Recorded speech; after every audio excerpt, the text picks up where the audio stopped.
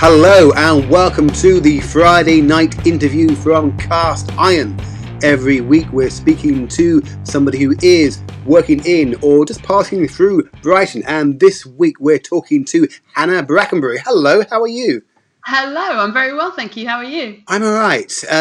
We're now speaking at a time where we don't know what to talk about, in terms of we'd spoken 8 weeks back, is how are you finding lockdown? And if we're speaking a bit later, we'll be like, how is it going back to normal? Now we're at a point where we're going, how is it with whatever it is that's going on at the moment? Yeah, absolutely. What are we allowed to do? We're allowed to do some things, but not other things. Yeah, some stuff is good, some is not. It's that weird in-between period now, yeah. I'm having lots of conversations and seeing lots of conversations with people who are, I think, am I the only one who's being sensible? Or people going, oh, actually, no, I've now, because of the changes, I've been able to meet up with loved ones, etc. Where are you on that scale? Are you still... We're kind of dipping our toe into seeing people again. We've resisted for so long, but now that it's sort of okay and legal again, we're sort of very tentatively. We've had a couple of people over to our flat for the first time this weekend, just gone, and so we've been meeting up with friends on the beach and in parks and things for 2 or 3 weeks now. But it still feels strange and it still feels a little bit wrong, but it's just using common sense, isn't it, and doing the best you can. But see, that's the thing, isn't it? Because there have been certain government ministers who have talked about sort of mandatory or not mandatory, and I prefer to rely on the common sense of the British people. I have great faith in people. People are beautiful, but yeah. When breakdown happened, when lockdown happened, almost a breakdown. Yeah. I found that there were like really mundane things I was missing, things that were quite normal. People would be talking about, getting a bounty bar or something, and I get quite emotional. Were there mundane, everyday things that you missed and then had a chance to get back to, or not yet? Just things like, exercise. I know we've been allowed to exercise all through the lockdown, but I used as an excuse not to. So not doing as little as possible, keeping that step count low throughout lockdown, which I'm trying to reverse now by getting back out on my bike a bit more and playing badminton. That's been my thing that I've missed the most. I used to play badminton regularly with some friends every week. We have done for about 4 years. And not having badminton has been hard. But we started up. We've been playing on Hove lawns for the last couple of weeks, which has been challenging with the breeze coming off the sea. But we've managed to make it work. Just kind of general physical activity has been the thing that I think, I have missed the most for sure. And this might be an odd question to ask a performer, but how much are you missing performing? Because you were going to be touring a show all throughout this year. I was, yeah. That's not happened. How are you finding that? Yeah, it's been really tough actually. The tour was going to make up the basis of my year. It was going to be my income for the year. It was everything. I'd spent the last 6 months planning for it, and we'd launched in January. So I'd done the first show, the launch show at Comedia in January, and I'd done the first 8 shows I think through February and into early March before lockdown happened, and I had another, I think, about 20-25 planned throughout the summer into the autumn and into winter. So obviously from mid-March onwards, they were all just halted indefinitely. Some have been rescheduled towards the end of the year. Some are now being moved right into sort of May, June, July of next year. It's completely changed my year. I'd planned to be making a living for the first time. This was going to be the year I made a living from performing and touring and not having to do my little office admin jobs that I do and the photography and the other bits and pieces that have kept me going over these years.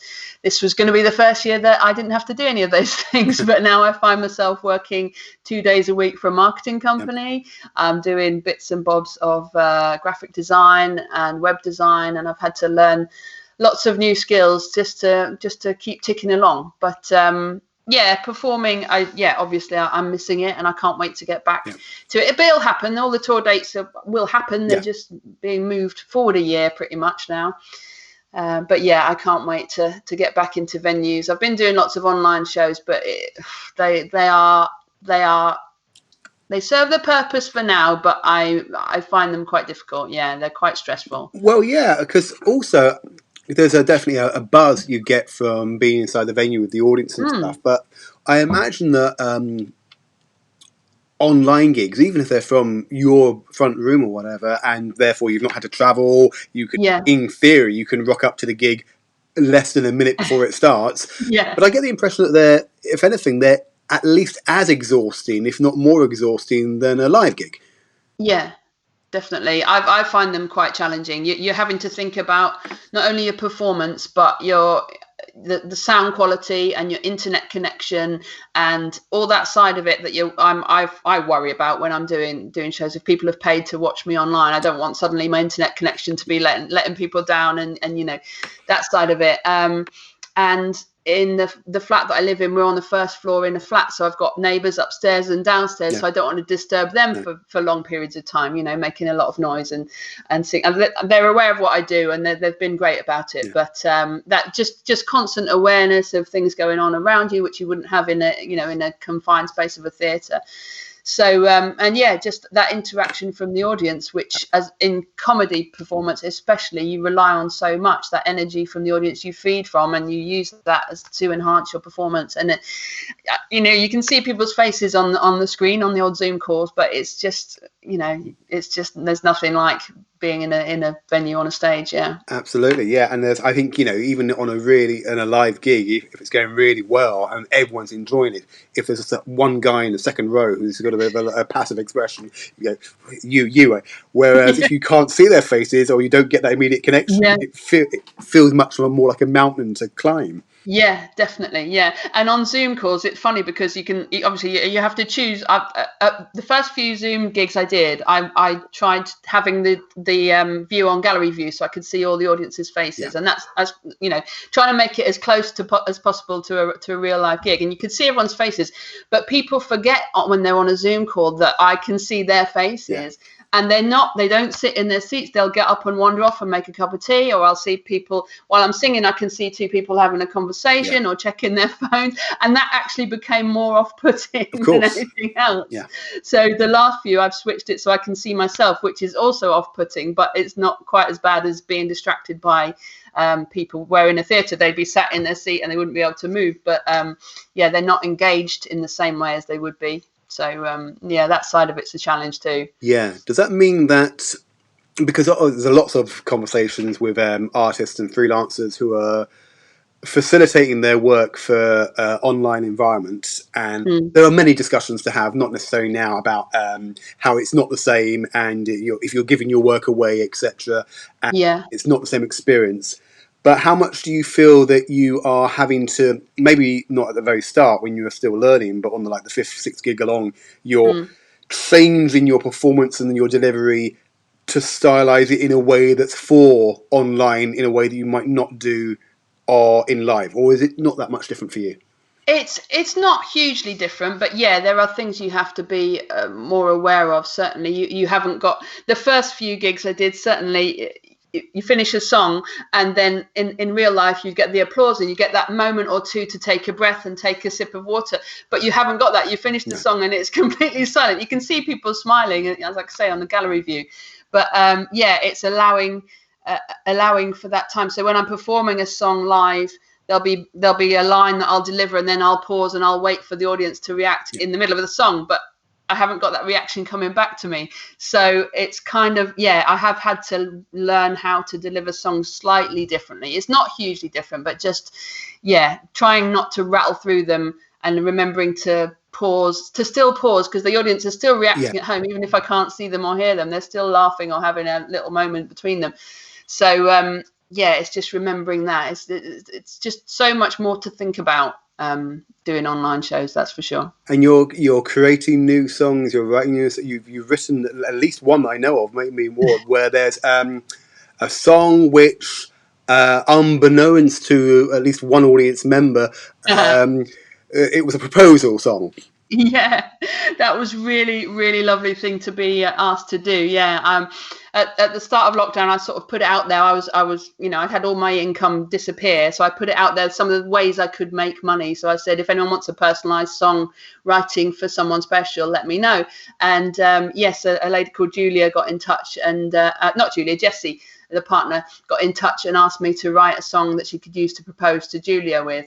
And it was really fun. It was as soon as she asked me, I knew it would be right up my street, Yeah. because they're both big Victoria Wood fans. They'd seen my show before, and she wanted it to be really kind of warm and loving but funny as well. And I was like, that is just right up my street. I've got that nailed.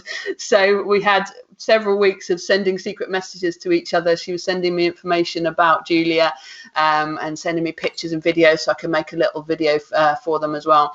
And we set it up for the end of one of my online gigs. So she had arranged for them to be online, and lots of family and friends from all over the world were online for the gig as well. So at the end of the show, we performed the song, and she popped out the ring at the end and proposed. And that was incredibly nerve-wracking, because I wanted it to go perfectly for them. But it did. It couldn't have gone better, and we got it all on. We captured it all on video and made a video for them as well. So yeah, it was a lovely thing to be a part of. And since then, I've now been asked to do another one. I'm working on another one at the moment. So that's going to happen hopefully in the next week or so, if everything goes to plan. Did you get a chance to watch that? But have you watched that back? Yes, I have. Yeah, Because yeah, what's yeah. quite delightful on that is the mildly disguised tension of certain faces in the room of going, oh, it's happening now, and the Yeah, not necessarily fear, but that absolute tension of getting the ring ready and the yeah, yeah. realization. It's just a beautiful thing to watch unfold. Yeah, yeah, it was lovely. It was a really, really nice thing to be part of. Yeah, and something that probably without lockdown I probably wouldn't have been asked to do. Yeah. So there's been lots of nice things that have come out of lockdown for sure that I wouldn't have necessarily done before. But yeah, really great to be part of. So a thing that's most important to ask right now is what was the first cool cushion cover you bought? Okay, so these have been the Star Wars ones belong to my girlfriend Alice, Yes. who's a massive Star Wars fan. So they've been here since we moved in, and then at Christmas she bought me some Saturday Night Live, their SNL Oh, beautiful. cushion covers with all the characters, classic characters. Excellent. From SNL. So yeah, we're kind of fighting for space at the moment. She's got 3 and I've got 2, so I need to up my my cushion game a little bit. Sure. But yeah. So okay, so when you do get your next cushion, what's going to be the genre? What's going to be the vibe? Well, we've both got heavily into Netflix during lockdown. There's 3 shows that we've become obsessed with. Yeah. So The Good Place. Oh yes. Is absolutely brilliant. Parks and Rec. Yes. I absolutely adore. But the one that has we are obsessed with is called Crazy Ex-Girlfriend. Oh yes. And it's a musical comedy, and it's packed full of just genius musical comedy parodies, and it's just the most brilliant story, brilliant characters, and it's changed the way I think about songwriting now, because the way they do parodies and the way they do styles of music, and it's been, we sing the songs all day long in our households. that's because of lockdown, because we watched this show during lockdown, and now we're constantly singing these songs. So yeah, maybe a Crazy Ex-Girlfriend cushion could be the next one on the list. That makes sense. I'm really interested in that way about learning, even if you are yourself a musician, relearning how to do music. I mean, I myself am not a musician, although weirdly, years ago I wrote a musical. I wrote a play with songs for the Snow Queen.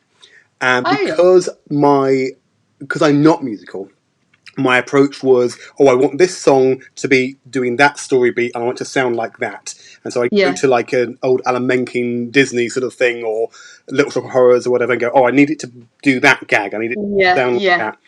And then I'd speak with the people and I'd write either all of the lyrics or the majority of the lyrics, and I'd speak with other people and go, right, that's how I want it to work with. So I did quite a sort of shambolic amateur way. But even with something like Hamilton at the moment, where what's been delightful about that, having watched that online for the first time, is that it doesn't, for me at least, it doesn't really matter that you can see the mechanics going on. You actually, it can be quite exciting. You go, that's telling me, teaching me about how to do it. Where Yeah. do we've spoken about Victoria Wood Mm. before. Where do you learn to be a musician or a lyricist? How did I learn? When did Well, I learn? and also a secondary question. Nowadays, how do you learn? Like you were saying, you Okay. got stuff from Crazy Ex-Girlfriend. Yeah, yeah, yeah. Even now, where do you learn? Um, yeah, it's literally from listening to as much other material as I can from as wide a range of artists and performers as possible. I think the musical comedy genre has developed a lot over the last sort of 10 years since I've been involved with it. I think people like Tim Minchin have kind of brought it into a different generation of people that wouldn't necessarily have been into musical comedy. And Flight of the Conchords, there's similar kind of that genre of people that have brought it forward. So yeah, for me, it's just listening to as much and taking in as much and getting ideas and making notes all the time, and just absorbing as much as you can from other people, I think. So here's an unfair question to just unload on you with no warning Yeah. whatsoever. If we were going to commission you to write a 2-hour musical about a historical figure or a current figure or a way of life or whatever, what would your 2-hour musical be about? And make it even more unfair, what would be the musical style? Oh my goodness. Um, wow, that's a huge I'm sorry. question. I'm not sorry. Well, style wise, well, off the back of Crazy Ex-Girlfriend, because that show, it covers every genre and every style of music you can think of, and it's made me want to write in so many different styles. And that's what I plan to do moving forward. I plan to completely open up the way I write songs. So style wise, for sure, it would be a real a mashup, a mashup of all sorts of different styles, as many different styles as I could squeeze in. As for theme, I don't know. A 2-hour musical about anything at all. Yeah. Oh goodness me. I've written one about Victoria Wood. I've written one about Brighton already. Yeah. I don't know. I'd have to give that a lot of thought. Well, I think the fact that you've already written one on Victoria Wood and you've written one on Brian, now that's pretty good credentials already, really. I mean, there you go. Let's go for your mug. Let's do the Wonder Woman musical. Wonder Woman the musical. That's a great idea. Yeah. I'll tell you what, the other show we've been watching is Killing Eve. I'd already watched it, but my girlfriend hadn't seen it, so we've started watching that this week, and we were laughing yesterday, saying, what would Killing Eve the musical look like? There we go. Yes, exactly. So I think that could be something that could be worked on for sure. I think so. Yes. I mean, in the alternate timeline, have I got this right? In the alternate timeline, we would already have seen Wonder Woman 1984. That would have already been in gold, wouldn't it? That's true. Yeah, that was due to come out this summer, wasn't it? I'm kind of liking the fact because certain films have gone straight to streaming. I'm enjoying the fact that they're holding back on that, going, no, we're going to keep that for the big screen. Hang on to that one. Yeah, the big hitters. Yeah. Because we're getting up to the end of our sort of our little chat. It feels like we've only just got started, but we're getting into the end of the 20 minutes. What do you feel that?